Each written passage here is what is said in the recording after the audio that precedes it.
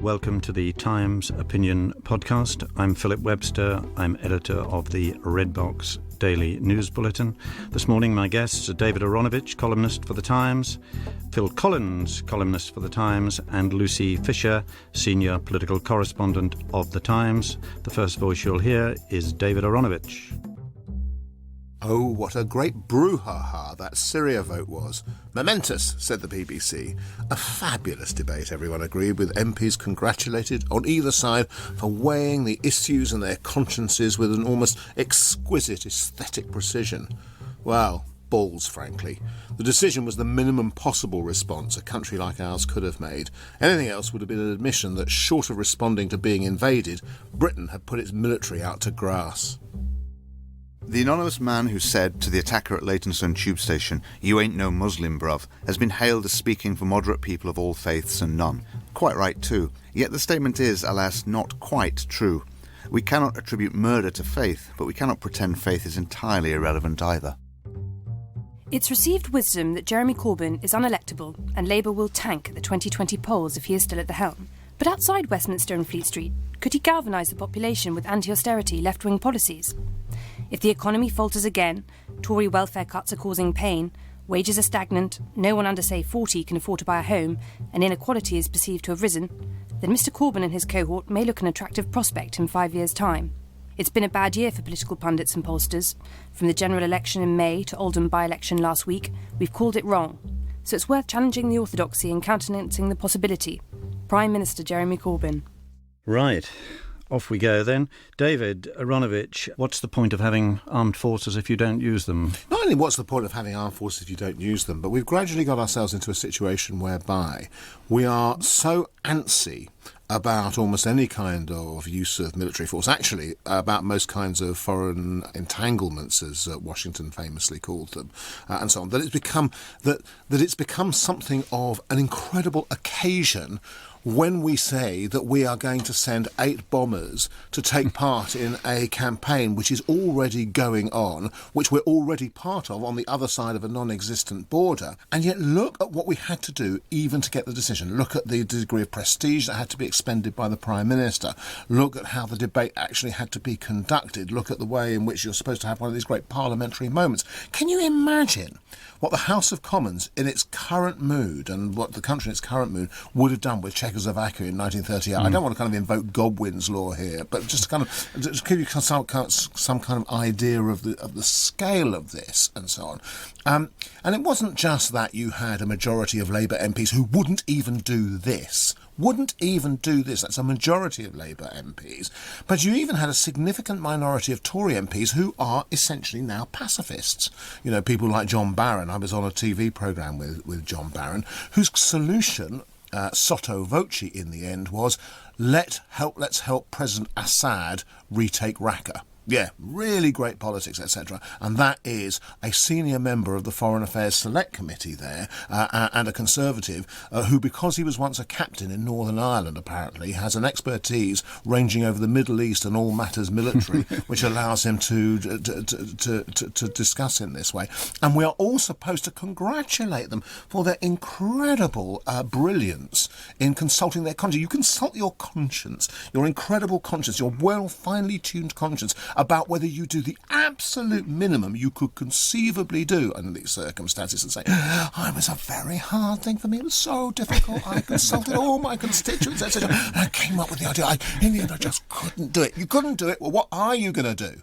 Yeah, Phil, is this just going back to Iraq that they've all become so nervous, or can we go back to Suez, or can we go back even further than that? I think it is Iraq. I think it's Iraq in two ways. One, in the formal procedural way, in that Blair went to the House of Commons for consent, which he got, you have to remember, from the House. With the Tory vote, of course. Yes, for the conflict. And since then it's become a bit of a precedent, though there's no reason why it should be, because precedents in the British Constitution can simply be ignored and set a new one by doing something else. But formally, every Prime Minister since has thought they've got to come to the House of Commons to have a vote on, even as David says, what is in fact a fairly small endeavour to simply transfer an existing operation across a border border which is not recognised by the enemy, and which will take place anyway because all the other coalition partners are going to do it. So it's not exactly 1940 and the Battle of Britain. So there's that sense in which Iraq hangs over it, but also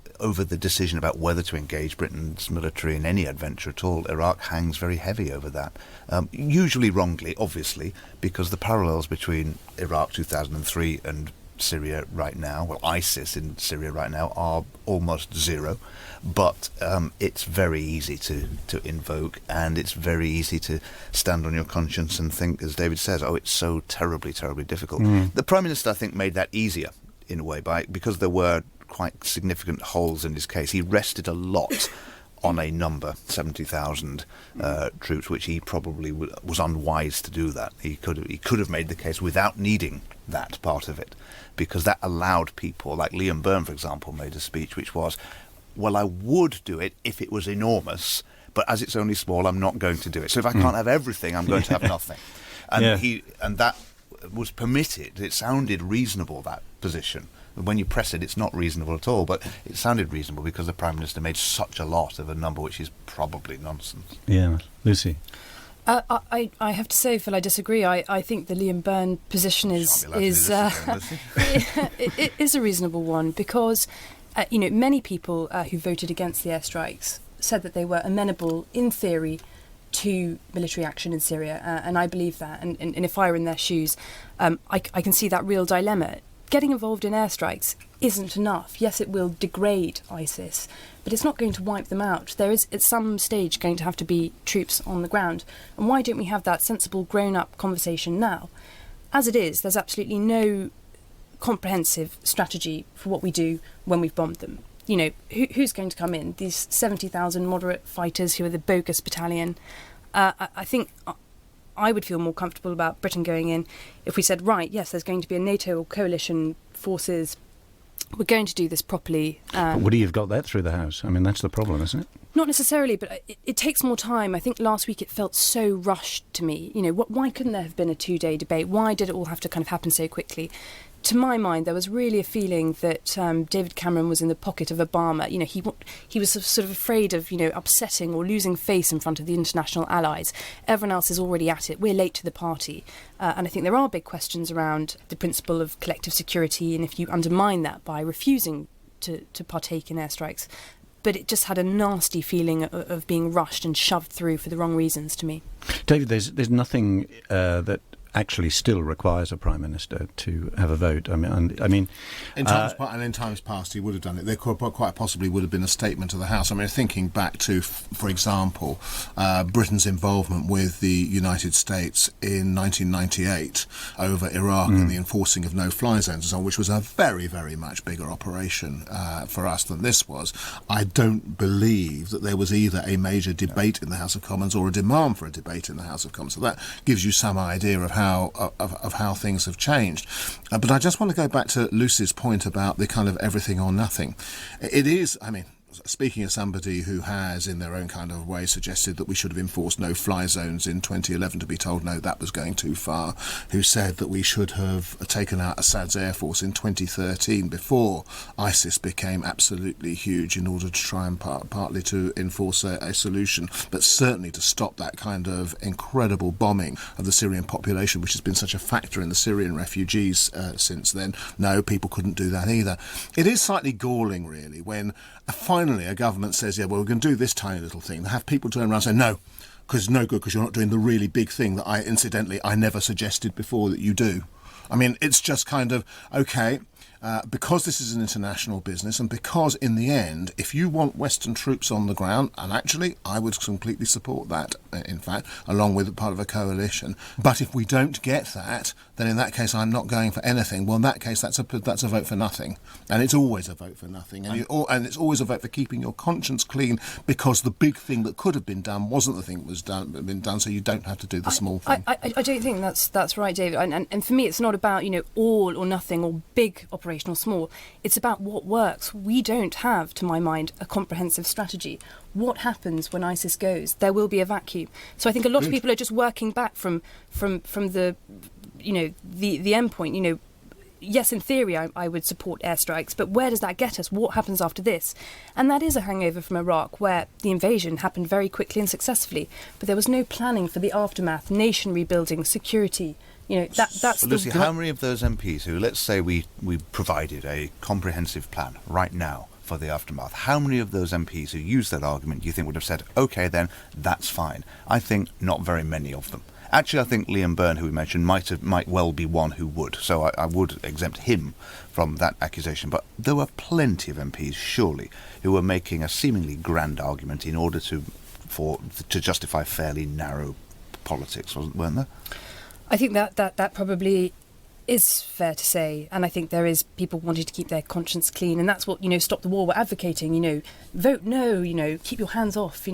Keep. People did seem to be looking for excuses. For example, when Cameron came out with that terrorist sympathisers line, that gave a few more MPs the chance to pull back, didn't it? Well, perhaps, and that was sort of an irrelevance to my mind, and incredibly self-important for all the MPs to sort of try and derail the debate from the substantial issue to talking about, I've been insulted by being lumped in with this insult by the Prime Minister at a private meeting last night. Aside from the politiquing of MPs, I just think, we do live in a post-Iraq era where people want, better answers to questions, more comprehensive information. We still haven't had Chilcot. We still haven't really had acknowledgements and apologies. And the public at large had lost trust in government. Government used to kind of, give information or tell them, right, this is what we're going to do because it's the right thing to do. Government used to give far less information out than it does now. We inquire into everything. We insist on absolutely clear answers to everything. You couldn't conceivably have entered into any military action in the last 200 years on the basis that you'd absolutely be guaranteed what the... One of the worst things, the sets of two phrases that I can think of are exit strategies and mission creep. Missions always creep, including this one that we're sitting in at the moment. And there's never ever an exit strategy, or if there is, your exit strategy never bears any relationship by the time you get to the exit as it did when you went through the entrance, and so on. These are just ways of saying, I want a certainty you can't actually have. Right. Well, Phil, let's move seamlessly into our second item. You ain't no Muslim, bruv. That's become the most quoted sentence over the last couple of days on just about every bulletin. But you're saying here, of course, it's not quite right. It's not true enough, unfortunately. I mean, the Prime Minister quoted it with a horrible mock East London accent as well, which was one of the worst political moments of recent times. But I can absolutely see, obviously, what the sentiment is. It is to say that the idiot who slashed out at passengers on the tube station is not a proper Muslim, and that, by implication, billions of Muslims throughout history and right now are quite capable of living their ordinary lives, professing their faith and not killing people on tube trains. Mm-hmm. So to that extent, obviously, it's a sentiment that I would endorse. It is also worth saying, too, that in these instances, the motivation of people who do these things is very complicated. You can't draw a straight line from anybody's religion to what they do. Lots of the people you discover are mentally unstable in some way. They have some sort of condition. Some of them are fired up by politics rather than by religion or by nationhood or by some weird cocktail. Sometimes personal recriminations enter into it. So when you look back at all the instances and you look at the particular individuals involved, it's always complicated. So to draw a line to say Islamic radical, therefore murder, is always a very poor piece of analysis. However, it is equally poor to make the opposite error, which people do all the time, which is to say that the religion and the form of religious faith is irrelevant to what is happening in these instances, because it simply cannot be. There are very few creeds, very few systems of thought, and by here I mean religious thought rather than Islam, which are capable, in the wrong hands, of being an alibi for murder. You can't do that with the work of John Stuart Mill, for example, because you part company with John Stuart Mill the minute you start slashing people on tube stations. Now, you don't part company with a creed which promises you eternal joy in some sort of celestial afterlife if you're doing that. A particular interpretation of that creed permits you that sort of alibi. So it is part of a religious organisation, an institution, that it has to husband its resources. It has to keep people away from a nasty, vicious interpretation of creeds, which can be really dangerous in the wrong hands. David, do you sort of think that the creed offers that justification?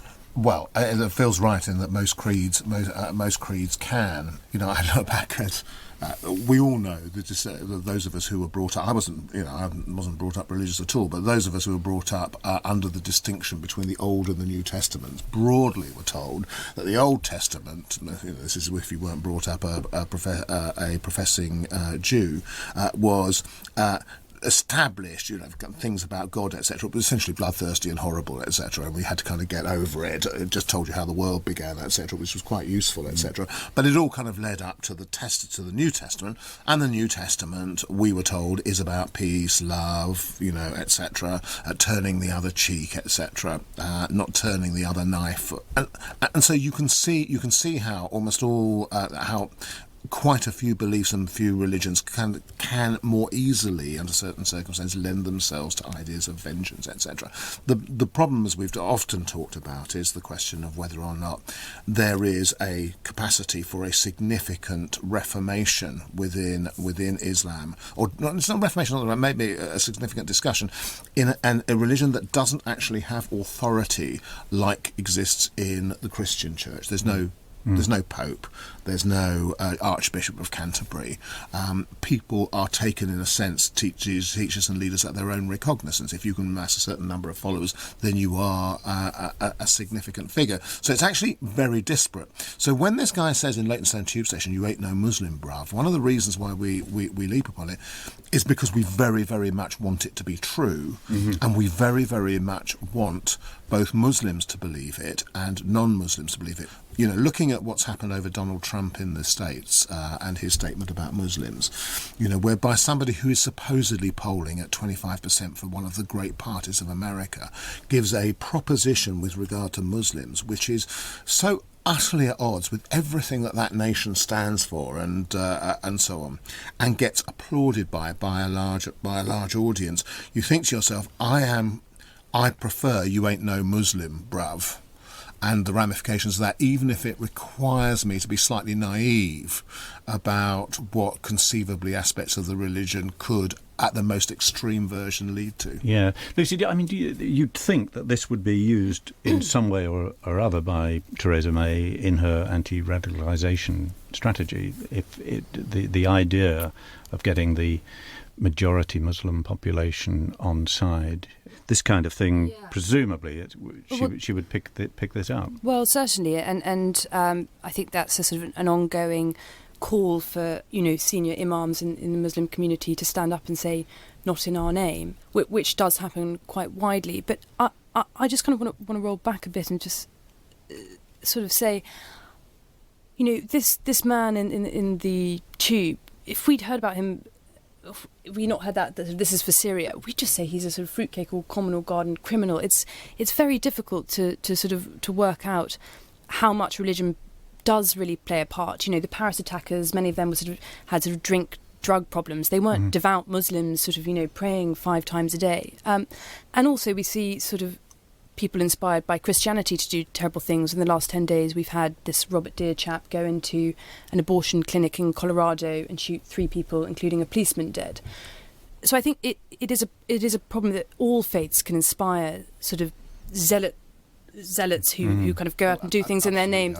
I totally agree with that. Yeah. But why the Christians are in the dock as well? Well, certainly. But and why? Certainly historically, if we do a league table historically, they're still winning.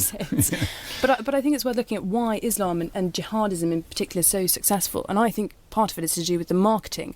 When you watch their fantastically produced videos they put out on social media, the icons they use, the stallions, the horses, the moons, the knives, it's all very sort of masculine and glamorous. And I think there's much more on the sort of secular side of Islam and how it markets itself Islamism and the most extreme elements of the religion that are worth delving into deeper, rather than looking around the fringes of the creeds, this verse or that verse that may say something peaceful or violent. Phil and Trump, I mean, the sad thing is that, as David says, quite a lot of Americans will agree with him. It's really sad, and as David says, it's absolutely contrary to the whole idea of America. It's desperate that a party like the Republican Party, which is not one I've ever supported, but nevertheless generally has been a party of some great people, is fielding such a moral cretin as Donald Trump as a potential presidential candidate. He's still in the lead at a relatively late stage in the proceedings. It is quite stunningly extraordinary and very worrying, and that party needs to get a grip on it. It's interesting to see what the polls do after. Well, there's already been some recent suggestion that when it actually comes to it, when they actually go into their caucuses in Iowa or they go to the ballot boxes in New Hampshire, they'll say, well, we got that off our chests, etc. So now we're going to have... I have to say, however, it's only a minor step. No, actually, now Trump's made it a major step. So I was going to say it's a minor step from Trump to Cruz, but actually Trump has ensured that that's actually a major step. Yes. I dislike Cruz enormously, and he has many of the same attributes. But Trump has made sure that I enormously prefer Cruz to Trump. You find yourself rooting for Marco Rubio, which for me is like thinking Jeremy Corbyn's any good. But I was over in the States during the TV debates last time round, and I remember running into a lot of Republicans who thought that Romney was a total wimp.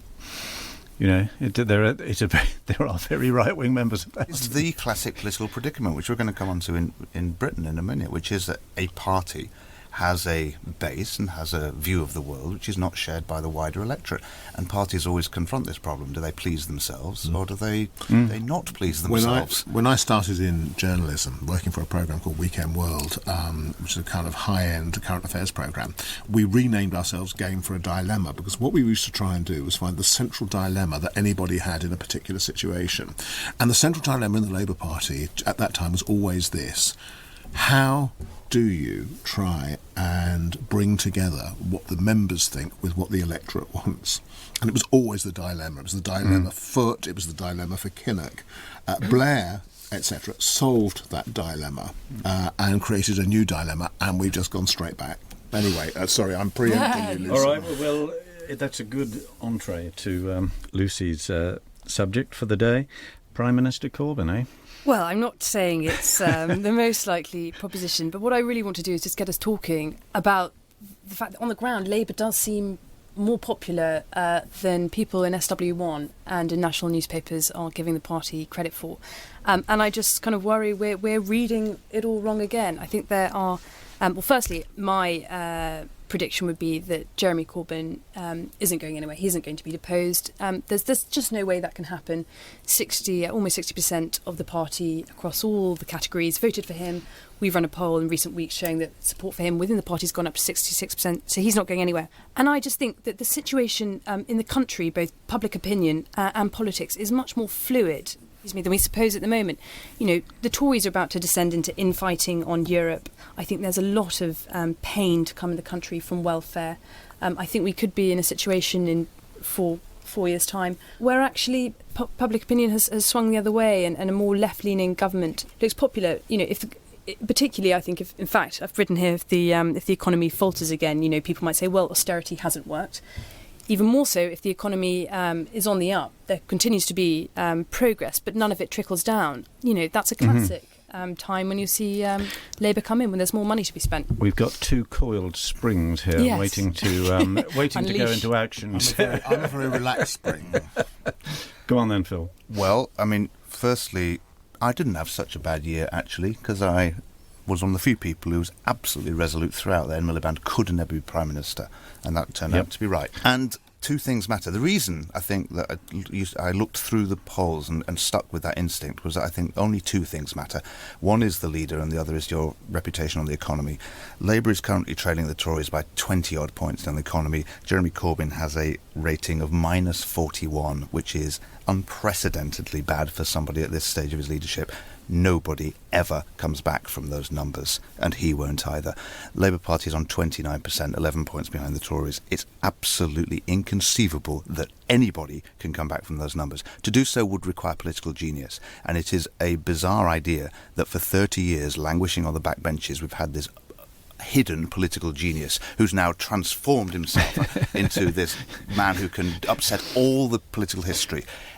Things are a little bit more fluid than they were, but only a little bit, because things change slowly in politics, not quickly. And the tyranny of news is that things have to change quickly, but truthfully, they don't. So Corbyn will be constantly interesting to news and thoroughly uninteresting analytically. He's going nowhere in the sense that if he stays in place, Labour will poll not much more than 20% at the next election. Yeah, he threatens the death of the Labour Party, not its regeneration. The question is, as Lucy points out, David, how he goes. I mean, we may take that view, but the membership takes a different view, certainly at the moment. Well, the problem he needs time to fail. The problem is that they voted for him without an exit strategy, Lucy.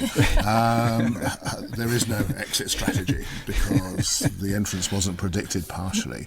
If we were just on the narrow point of how you would get rid of him, but I think Lucy's argument deserves also a response just on the. I mean, Phil has laid out the broad historical grounds to which you would have to say your argument would have to be yes, but so many things are so different from the way in which they were before. The orthodoxies that proved true right the way up until the last election are suddenly going to be overturned, because one of the things that you notice is that when the economy is difficult, you don't necessarily say to yourself, well, in that case, what you want is somebody who says, essentially, I'm just going to spend loads more money on it. It's not. I mean, it is difficult to imagine that people would alter their pattern of looking at the way in which the economy is run in order to do that. And the other thing is that Jeremy Corbyn was a boring old fart when he was 40. Can you imagine what he's going to be like by the time he's 71, which is at the time of the next election? The man has never run anything, and it shows in absolutely everything. So even if, let's say, his politics were as popular as you think they are, and I don't think they are, he himself would be the most inadequate conceivable vehicle for those politics. Well, I don't actually disagree with that as it happens. But what I think is the infighting, as we've seen in recent weeks, none of that cuts through to the public. And Oldham, I think, everyone said it's a key test for him. He's, Labour going to completely tank. In fact, it was exactly as, John Curtis, the foremost pollster of politics in the land, sort of said, after election defeat like Labour had general election, you're usually going to see a new leader have a sort of 7% bounce. That's exactly percentage point bounce. That's exactly what we saw in Oldham. The vote went from 55% to 62% for Labour. So he's performing. Was that for Corbyn or was that for McMahon?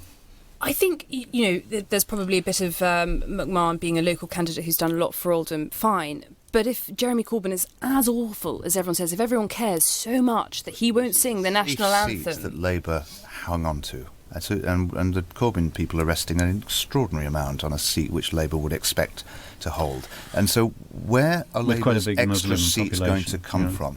Because I can't see they're going to come in Scotland, where I'd expect Labour to come behind the Tories next May. They're surely not going to come in the south of England, where Labour has got nothing to say to people who are slightly wealthier. So where are all these new seats going to come from? It's a good question. I don't have the answers to that. Scotland could be fluid. I think there's a lot of problems in Scotland, not least with healthcare and education, and when the lustre of the dream of independence starts to fade and people take closer notice of some of the domestic problems the country has under the SNP, I think there could be a case for Labour to rebuild in the long run. I don't think that's going to happen in 5 years' time. I wrote a provocative pitch here just to I did. You did. But do you actually think he'll fight the next election? I think Jeremy Corbyn or someone on the left, if he, for whatever reasons, health reasons, unexpected reasons, were to step down, I think we see another, far left candidate fighting the 2020 election. And all I'm saying is I don't think we're going to see a Labour victory. I just don't necessarily think we're going to see a Labour bloodbath. Mm-hmm. I think you're wrong, Lucy. I think we will.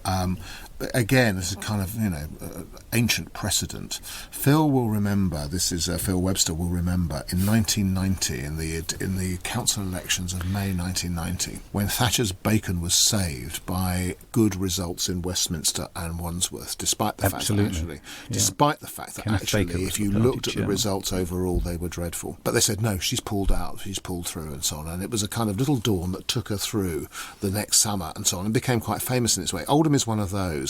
Oldham is a seat that was very, very good for Labour, with a very, very good Labour candidate, which they hung on to. But if you look, and it's if you look at the general run of polling, all polls almost measuring almost all the different things, and if you even just listen to the way in which people talk about Corbyn, classically on the doorsteps, etc., it is a catastrophe. It's not just it's not slightly bad or not very good. It's catastrophic. And if you talk to people within the Labour Party, good, staunch Labour Party activists for the last 20, 30, 40 years about it, what they've got is a catastrophe. And you know what? All these new members flooding into the constituents, that's a catastrophe too, because these are people who are emboldened to think by their very numbers that they actually speak for an electorate with whom they have practically no contact. It's a kind of perfect storm. Actually a perfect storm. And it's possible in a perfect storm to say, oh, there's so much fabulous lightning and thunder, maybe actually the world is a beautiful place. No, you're going to get drowned. I think one thing on which you might well be right, Lucy, is that he might well fight in the next election. I mean, getting rid of Corbyn is by no means easy for all the reasons you set out, and no conversation with the Labour MP doesn't now start with the question, well, what we're going to do. It is the only question. So in those circumstances, you think that ordinarily something would happen, but the membership is a serious barrier against getting rid of him. So he has a mandate, there's no question about it. So getting rid of Corbyn before the next election, even if that seems obviously the right thing to do, may be very, very difficult. My view is, if I can have my view, is that he will be gone quite quickly, but we'll see. Who knows? Who knows? It's going to keep us busy, isn't it? But full marks for raising it. Yeah, it's a great question. I enjoyed that. Thank you very much to David Aaronovitch, Lucy Fisher and Phil Collins. Head to thetimes.co.uk and subscribe to this via iTunes. And don't forget to sign up to Redbox if you haven't already done so. thetimes.co.uk/Redbox/sign-up/ Thank you for listening. Thank you for downloading. To discover more, head to thetimes.co.uk.